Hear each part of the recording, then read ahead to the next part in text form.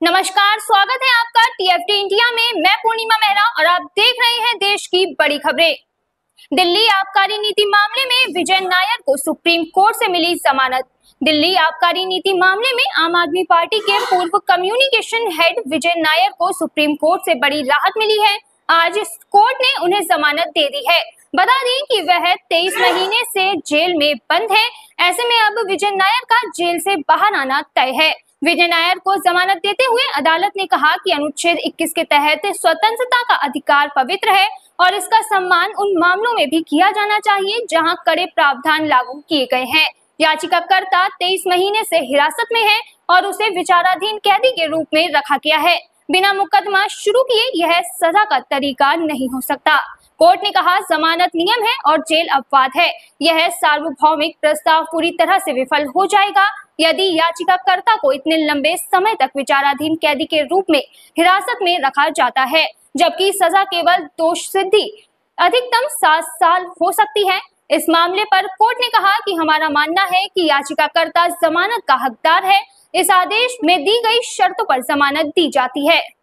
विजय नायर को जमानत मिलने के बाद मनीष सिसोदिया ने बयान जारी कर कहा, सत्यमेव जयते, भाजपा के मनगढ़ंत शराब घोटाले की कहानी का एक और गुब्बारा आज फूट गया। बिना सबूत, बिना कोई बरामदगी हुए विजय नायर को 23 महीने जेल में रखा। मकसद सिर्फ एक, अरविंद केजरीवाल को चुनावों में नहीं रोक सकते तो उनकी पूरी टीम को और उन्हें ईडी सीबीआई से गिरफ्तार करवा कर जेल में रखो। सिसोदिया ने कहा, देर लग सकती है लेकिन अंत में जीत तो सत्य की ही होती है। बुलडोजर एक्शन पर सुप्रीम कोर्ट ने की सख्त टिप्पणी।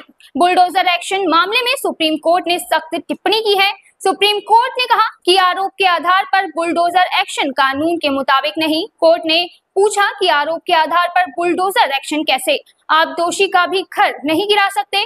हम राज्यों को निर्देश जारी करेंगे। इस मामले में अब 17 सितंबर को सुनवाई होगी। सुप्रीम कोर्ट ने जमीयत की याचिका पर मामले की सुनवाई की। बता दें कि जमीयत उलेमाए हिंद ने एक याचिका दाखिल कर सरकारों द्वारा आरोपियों के घरों पर मनमाने ढंग से बुलडोजर चलाने पर रोक लगाने की मांग की है। याचिका में यूपी, मध्य प्रदेश और राजस्थान में हाल में हुई बुलडोजर कार्यवाहियों का हवाला देते हुए अल्पसंख्यक समुदाय को निशाना बनाए जाने का आरोप लगाया गया है। हरियाणा में जेजेपी के पूर्व नेता देवेंद्र सिंह बबली और सुनील सांगवान बीजेपी में शामिल। जेजेपी के पूर्व नेता देवेंद्र सिंह बबली और सुनील सांगवान बीजेपी में शामिल हो गए हैं। बीजेपी के राष्ट्रीय महासचिव अरुण सिंह की मौजूदगी में दोनों नेताओं ने पार्टी की सदस्यता ग्रहण की।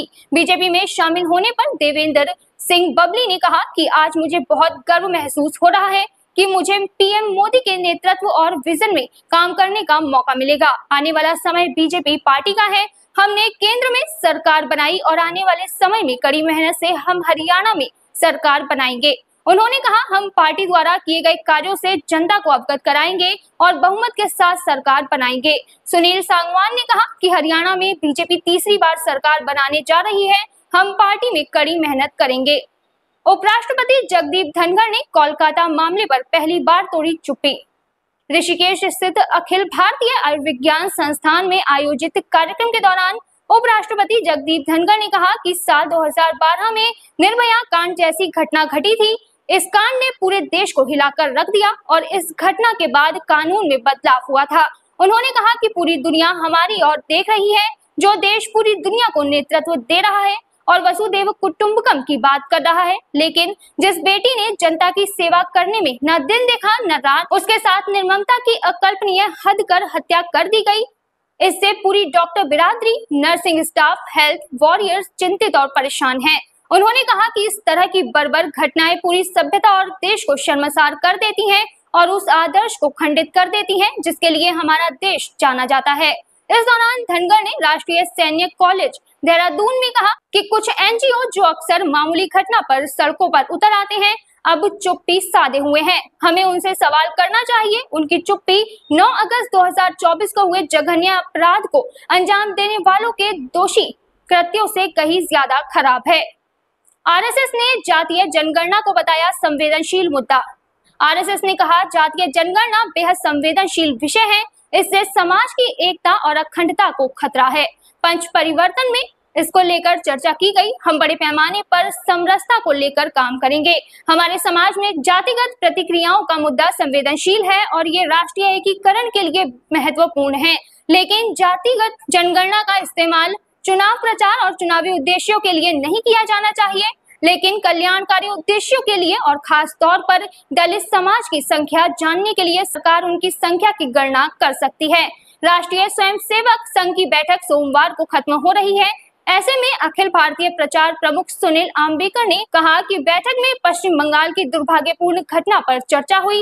इस तरह की घटना पर अंकुश लगाने के लिए तेजी से सुनवाई हो, सरकारी तंत्र की सक्रियता आदि को तेज करने पर चर्चा हुई।